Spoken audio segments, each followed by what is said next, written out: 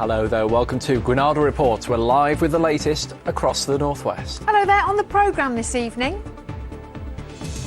Captured in Ukraine, fears for the safety of the aid worker from Warrington, taken prisoner by the Russians. The tremor that dominates Maureen's life and the exciting treatment that's helping her. Plus, a Coronation Street star living with the same condition, telling us how it affects him. I can hold my hand still or hold something still for about 15 seconds if I concentrate, basically. Diversity! That was 13 years ago. We catch up with dance sensations Diversity as they prepare for a live show in Liverpool. And the sun is setting on another working week. The bank holiday weekend is here. The forecast is coming up. Please stay with us. First tonight, though, the family of an aid worker from Warrington are pleading for him to be released after it's thought he was captured by Russian troops in Ukraine. Paul Urey was with another British aid worker when they were taken. The pair had been working to help evacuate a woman and her 2 children. They were captured at a checkpoint in the southeast of the country. Well, Mr. Urey's mother has been speaking to us about him in the last hour, and our reporter Jennifer Buck is with us now. Jennifer, so what more can you tell us?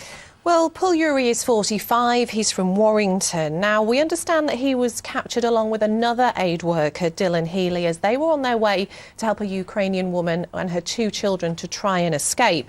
Now, Paul has been described as a family man. He has children. He worked in the humanitarian sector and he spent 8 years in Afghanistan working as a civilian contractor.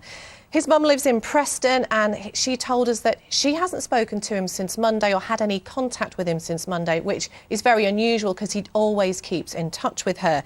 And she said she's just simply sick with worry. I'm struggling. Chest pain is unreal. She's been up since 3:30 this morning. I've been watching the news, rewinding it all the time, to check. Have I missed something? Have they said anything? Have they updated? I'll just rewind again, just have a look. And I'm thinking, they haven't. And I'm thinking, don't kill him. Please, don't kill him. Just so hard to hear, isn't it? Now, we understand that the men were taken at a checkpoint in the Ukraine on Monday. We understand they were taken near Zaporizhzhia in the south of the country. The last contact with them was at 4 o'clock in the morning on Monday. That's around 10 o'clock Ukraine time. Now, we understand that around 3 hours after that, the home of the woman they were trying to get to was stormed by armed Russian troops, and they asked the woman where the British spies were. Now, it's being stressed today that these 2 men had travelled there independently. They were working as volunteers, not linked to any particular group, but they had been in contact with Presidium since they'd been over there, who carry out relief work in the Ukraine, and they have said that what the Russians really need to know now is that these men are aid workers. What we need is just basically some confirmation from the Russian side that they are safe, confirmation that they understand that they are humanitarian workers and nothing else, and basically get them released as quick as possible. Well, the Foreign Office is said to be urgently seeking information, but such tough times for the family. They're just waiting for any news at all on their whereabouts and on their safety. All right, Beth, thank you very much for that, Jennifer. We'll keep up to date with that story as it progresses. Next, it's now a week since a mother of 2 went missing from Burnley. A major police search is going on in the Forest of Bowland for 33-year-old Katie Kenyon. Meanwhile, a man's appeared in court charged with her murder. Our reporter Tim Scott's been following this story all week for us. Tim, the police say there's now little chance that Katie will be found alive. It's a terrible time, isn't it, for her family and friends? Yes, Andy, 1 whole week, as you say, since Katie Kenyon disappeared from Burnley. 1 whole week in which we can only imagine what her family must be going through. The original search to try and find the 33-year-old was centred around Gisborne Forest, a few miles to the east of here, and officers were also seen searching the streets in Burnley. But following new information, search teams are now in this area, the Forest of Bowland. It's a huge area of hills, woods and moorland. Around 60 officers from 4 police officers have been working all all week, and they've been aided by the likes of drones, police dogs, mounted police and volunteers from Mountain Rescue. But so far they've been unable to locate Katie, and a few days ago police said they're now having to work on the assumption that Katie is no longer alive. OK, Tim, and the man who's in custody charged with Katie's murder, he was in court today. What's the latest on that? Yes, well, Andrew Burfield, who's 50 and from Burnley, had originally appeared in court yesterday, a magistrates' court in Blackburn yesterday morning. Today, he was at Preston Crown Court, where he appeared via video link from prison. He spoke only to confirm his identity during the very short 7-minute hearing. Now, Emma Kehoe, prosecuting, told the court that the body of the alleged murder victim was yet to be recovered. And addressing Burfield, the judge, His Honour, Judge Simon Medlin QC, told him there'll be a pre-trial hearing on the 22nd of August, and his trial for the murder of Katie Kenyon will get underway at Preston Crown Court on the 14th of November. Burfield was remanded in custody. Andy, Anne. OK, Tim Scott, our reporter in the Forest of Bolton, thank you. Next, to a medical condition that's much misunderstood. People who live with it are sometimes mistaken for either being drunk or, at the other extreme, having Parkinson's disease. But essential tremor, as it's known, is actually 10 times more common than Parkinson's. It can be a debilitating condition in its most serious forms, and there's no known cure. But now, experts at the Walton Centre in Liverpool are pioneering a new treatment with some very exciting results. 64-year-old Maureen Greenough from St Helens was the first to have the treatment on her right side. This exclusive report now from our reporter Victoria Grimes. For years, Maureen Greenough hasn't been able to do the most simple of tasks without shaking. This is her before her treatment. And afterwards, it's as though it was never there. It's been amazing. I've gone from this to this. Watch this.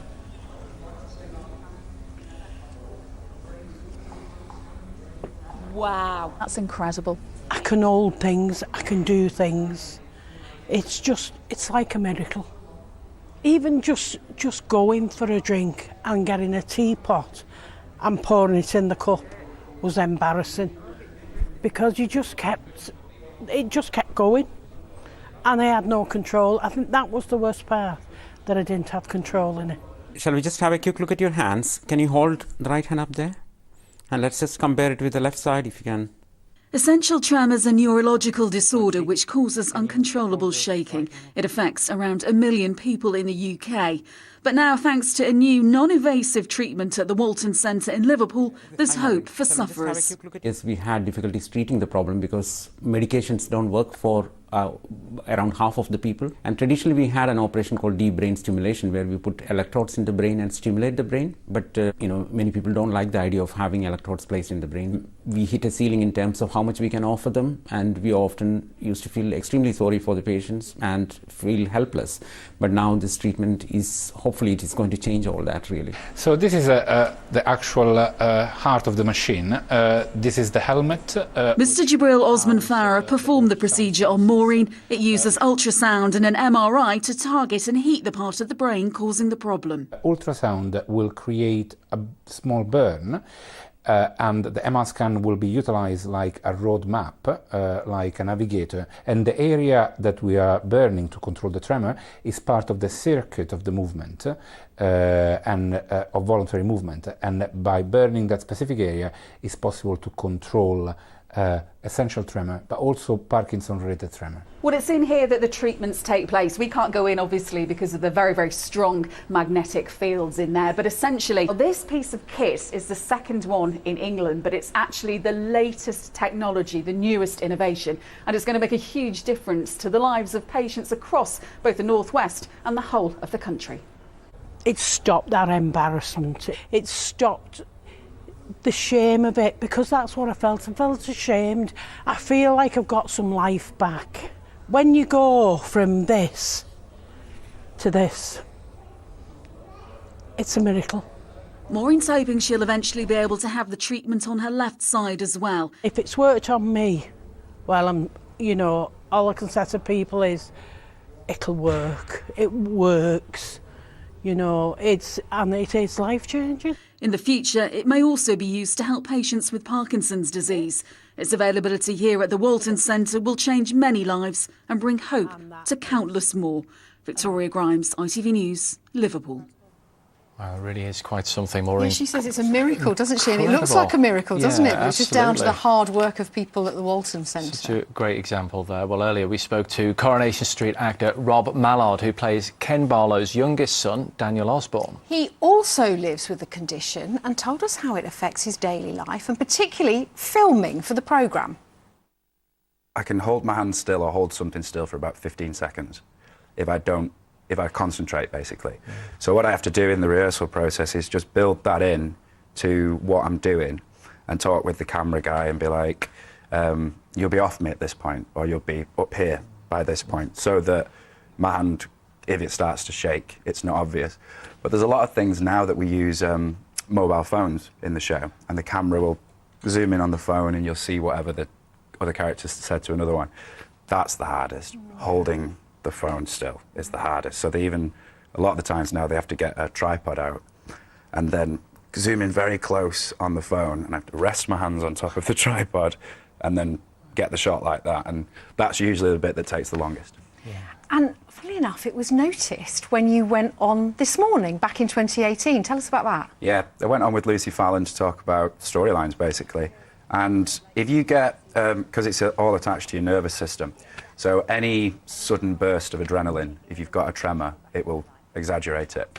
And I suddenly became aware that there was millions of people on the other side of a camera. And I watched the clip. I've not watched it many times because it just makes me cringe, but I can see myself in the thing. I'm bracing the back of the chair and holding on for dear life like that. People got the wrong idea. And then, because I had a quiff at the time as well, and that was shaking really bad, because I get it in my hands like that, but I also get it in the back of my neck, and people tend to get either a yes, yes tremor or a no, no tremor, and mine goes like that. So my head was going like that, and the thing. So if you didn't know what it was, you would, I'd look at that and go, oh, someone's... He's drunk.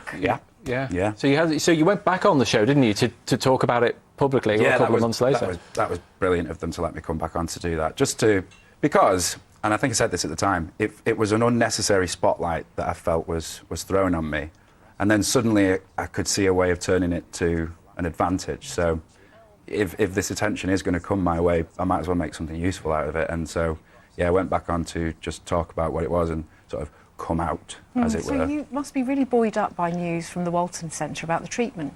Oh, it's amazing. It's absolutely incredible. I mean, even 10 years ago, something like this wasn't possible, not even on the horizon, I don't think. Yeah, it's a focused ultrasound. I think about 150 people each year are going to be given treatment for it. And my understanding at the moment, though, is that they're giving it to the people who've got the most pronounced symptoms from tremors, which tends to be people who are older, because this is a progressive disease. Even when I first got diagnosed when I was 14, it was just a very slight tremor in my left hand at that point. Barely noticeable. I think it was my mum who noticed it, and she has a slight tremor as well, and so does her mum, because it's a familial thing. It does tend to run in families. So the people that are getting the focused ultrasound, I believe, are older, and they're the ones whose day-to-day life is a mountain to climb, so they can't hold anything still, basically, and need assistance with things. So it's brilliant news for them. Yeah. But what it does is it gives hope, doesn't it? Absolutely. All right, listen, thank you very much for joining us. Thank you, I appreciate this. Thank you very much. And there's more information about essential tremor on our website right now. Just head to itv.com/Granada. We're big Rob Mallard fans now, aren't we? Yeah, definitely. He's a good guy. Definitely. Lovely chap, talking about a very personal issue. Yeah, making a big difference. OK, you're watching Granada Report. Here's what's still to come on the ITV News at 6:30 with Charlie. Named the Tory MP accused of watching porn in the House of Commons. Neil Parish has had the whip suspended while investigations continue. We'll have all the reaction. 2 UK volunteer aid workers are believed to have been captured by Russian forces in Ukraine. Boris Becker is jailed for 2.5 years for concealing thousands of pounds in his bankruptcy trial. And the unexpected court twist in the Wagatha Christie story. We'll have all the details.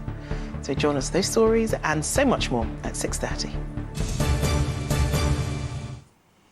It's time for sport now, and Jurgen Klopp explains his decision to sign a new Liverpool contract. Mike has all the details. Yeah, and why wouldn't he stay? This could yet turn out to be the most successful season in Liverpool's history. And this is just the start, according to Jurgen Klopp. He says now was the right time to sign a new contract with Liverpool that will keep him at the club until 2026. He's already lifted 5 trophies during his tenure and could yet win an unprecedented quadruple this season. So I realize obviously that people are happy about it. That's good, but it's selfish as well because I'm very happy about it as well. And it's for me in this moment in time the place to be. We really love being here. Want to help as much as we can that this club is as successful as possible, as long as possible. This is only the start, to be honest. That's the plan. Well, next we're turning our attention to the Football League and a huge weekend for a number of North West clubs. It's the final weekend of the League One season and Wigan Athletic need just a point at Shrewsbury to confirm their promotion. No media interviews there this week, manager Liam Richardson wanting no distractions. While at the bottom, well, both Morecambe and Fleetwood Town really need something from their final games against Sunderland and Bolton respectively if they are to avoid relegation. You know, in modern technology, you know, I'll have on my wrist a watch that will tell me what's happening elsewhere, and I'll know what's happening at Gillingham, I'll know what's happening at Fleetwood, because that is important to us. We understand that, but our game is more important than the other games. It's an opportunity that we would have taken when we came into the club on the last game of the season. It's a one-game season now, that's the way I'm looking at it, and it's still in our own hands if we go to Bolton and win, we stay in this league, regardless of what happens anywhere else. So we need to focus on what we do and make sure we turn up on the day. It's going to be a real tough game against Bolton. Big crowd, good atmosphere it will be, so hopefully the lads can handle the pressure and we can get over the line. Now then, they've had plenty of big crowds at Blackburn Rovers this season, but nothing quite like this.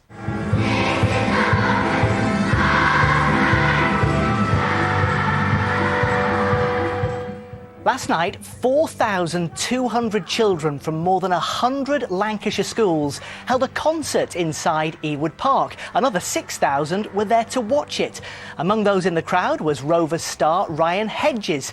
Tomorrow it's Blackburn's last home game of the season against Bournemouth. A win would mean Rovers head into the final week of the season, still in with a chance of making the Championship's playoffs. Obviously the most important game of our season from the position we were in. We should be safe, but things haven't worked out. There's so many what ifs and things like that. But yeah, we're fully focused on Saturday and getting a result that will take it to the last game. And you never know what could happen.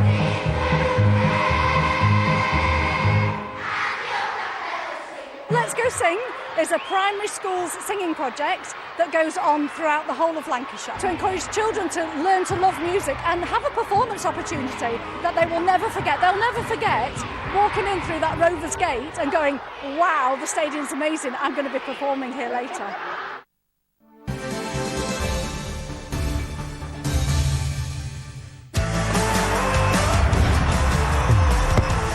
Getting that winning feeling. FOW, sponsors of the Granada Sport Report. To cricket, and Lancashire's County Championship match away to Hampshire is finally balanced. As day 2 draws to a close, the home side are batting for a second time. That's after Lancashire were bowled out for 240 in their first innings, just 6 short of Hampshire's first innings score. Now it's a big night in Rugby Super League as reigning champions St Helens face Salford and Warrington Wolves take on Wigan Warriors, while in Rugby Union, Sale Sharks continue their push for a place in the Premiership's end-of-season playoffs at home to Newcastle. And this week, their players have been helping to coach hundreds of children as part of a mental health awareness project run by the club. David Chisnall reports.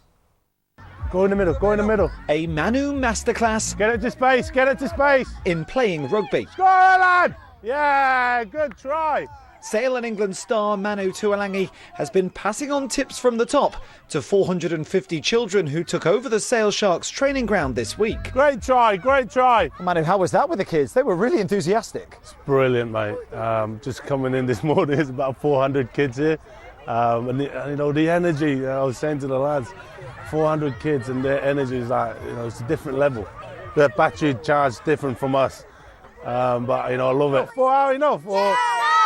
This event is part of a programme run by the club and its sponsor AO at 25 schools across Greater Manchester, using rugby to educate children about mental health awareness.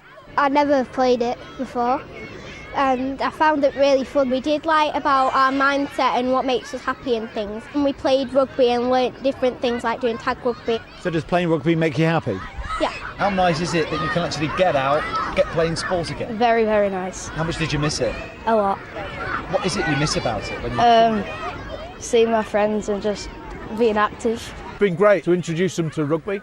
A lot of kids have not played before, but also just to make them more aware of mental health. What school are you from? St Mary's. There's been challenges that I've had around mental health, and I don't think anybody's exempt from that. So if you can go there and teach them some of the signs from a really young age, then it's only going to be a positive thing. Get ready, get ready. Have you ever had that where you felt a bit down, or how do you kind of work on your mental health? Yeah, as well? I've had a few struggles, especially with my injuries. I've had a lot of injuries in the past. You know, you don't realise at the time you're struggling. Having good people around you, like for me, my family, my wife and kids, you know, having them around, you know, helps massively. Well, as well as the good work the club is doing off the pitch, there's still plenty of important work on the pitch for Sale Sharks this season. With 3 Premiership games to go, they still have an outside chance of making the playoffs. And next week is huge for the club, as only for the 3rd time in their history, they're into the quarter-finals of the Champions Cup. That's rugby's equivalent to football's Champions League. And there, they face French side Racing 92.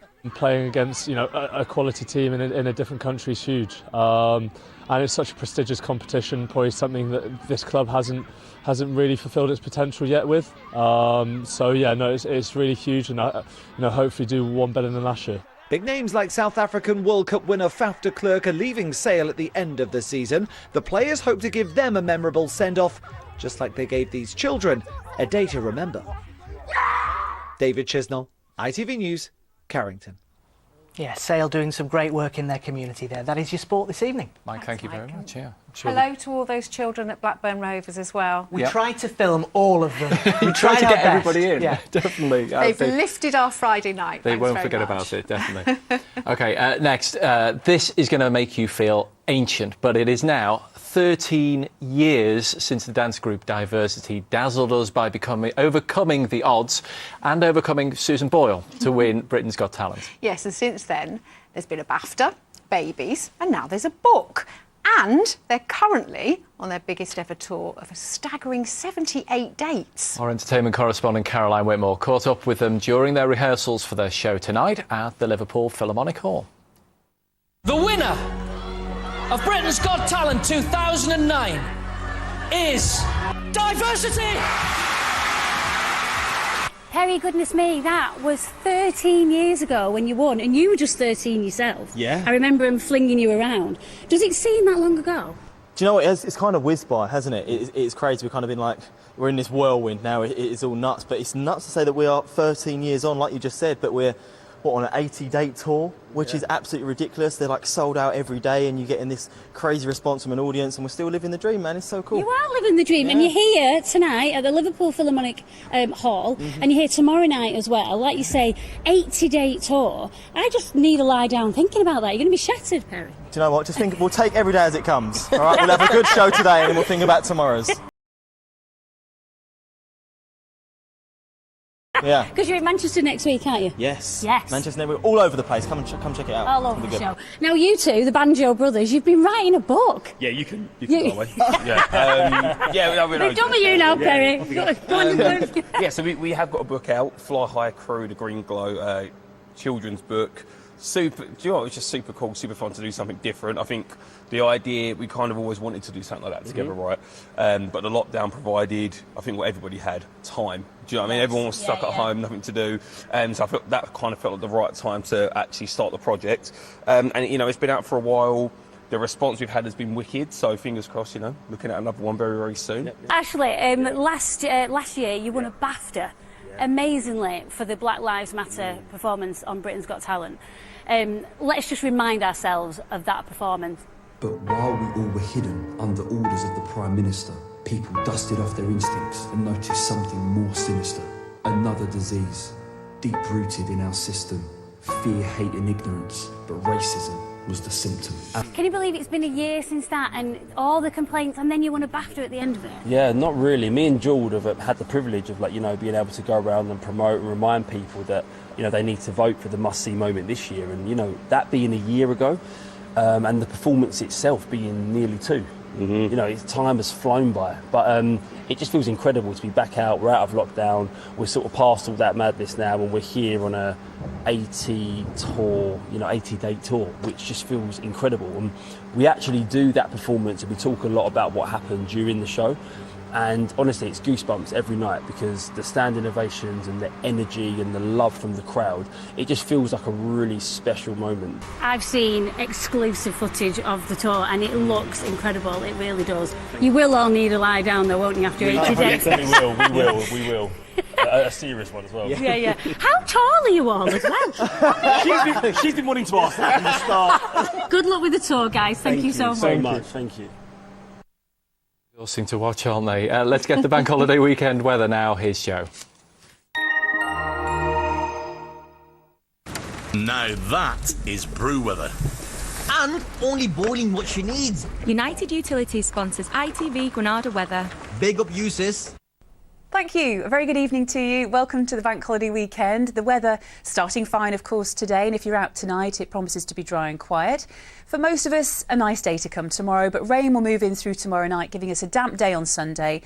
And a few showers to come on bank holiday Monday. It's felt like high pressure has been in charge forever, but gradually through tomorrow night, a front will just move in, bringing a spell of much needed rain, of course, for the gardens and reservoirs and rivers, and that will be slow to clear through on Sunday. But Monday promises to be brighter, with just a smattering of showers for the northwest.